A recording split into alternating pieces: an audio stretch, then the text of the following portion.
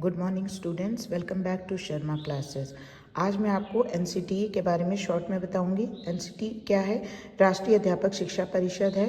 इसकी स्थापना एक्ट 1993 के अंतर्गत की गई थी। यह भारत में शिक्षा टीचर एजुकेशन को विनियमित और मानकीकृत करता है।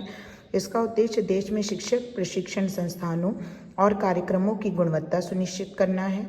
यह एक स्टैट्यूटरी वैधानिक निकाय है और वर्तमान में ये शिक्षा मंत्रालय भारत सरकार के अधीन कार्य करता है। इसके मुख्य उद्देश्यों की बात की जाए तो शिक्षक शिक्षा की गुणवत्ता में सुधार करना, प्रशिक्षण संस्थानों के लिए मानकीकृत तय करना, शिक्षक शिक्षा का संगठित विकास सुनिश्चित करना और शिक्षकों की पेशेवर दक्षता यानी कि उनकी प्रोफेशनल एबिलिटीज़ को बढ़ाना इनके मुख्य उद्देश्यों में आता है।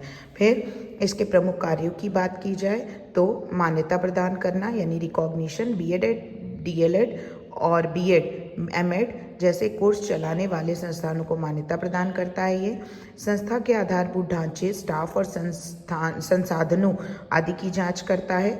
मानक और मानदंड निर्धारित करना भी इसका प्रमुख कार्य है, जिसमें जिसको स्टैंडर्ड तय करना कहेंगे।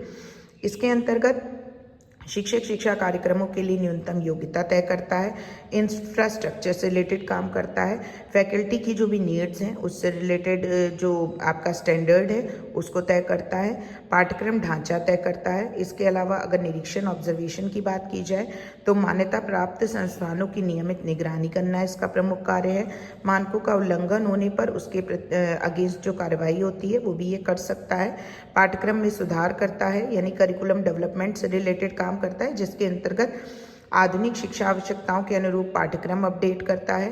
कौशल आधारित एवं व्यवहारिक शिक्षण पर जोर देता है यानी कि स्किल बेस्ड और बिहेवियरल टीचिंग पर ये फोकस करता है। अनुसंधान और नवाचार से रिलेटेड इसके काम है यानी कि ये शोध को बढ़ाता है। इसके अतिरिक्त नई शिक्षण पद्धतियों को प्रोत्साहन देता है। एडवाइजरी रोल प्ले करता है यानी कि केंद्र और राज्य सरकार को नीतिगत सुझाव देता है यानी नीति नियम जो भी बनाए गए हैं उससे रिलेटेड जो भी संशोधन होंगे या सुधार होंगे उससे रिलेटेड ये मार्गदर्शन प्रदान करता है।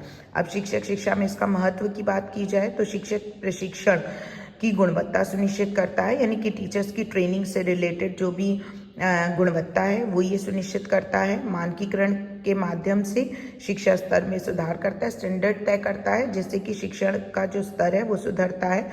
फर्जी और निम्न गुणवत्ता वाले संस्थानों पर नियंत्रण, इससे स्टैंडर्ड तय होने पर एलिजिबिलिटी क्राइटेरिया और स्टैंडर्डाइजेशन होने के कारण जो निम्न गुणवत्ता वाले या फर्जी गुणवत्ता वाले संस्थान चल रहे हैं उन पर नियंत्रण किया जा सकता है।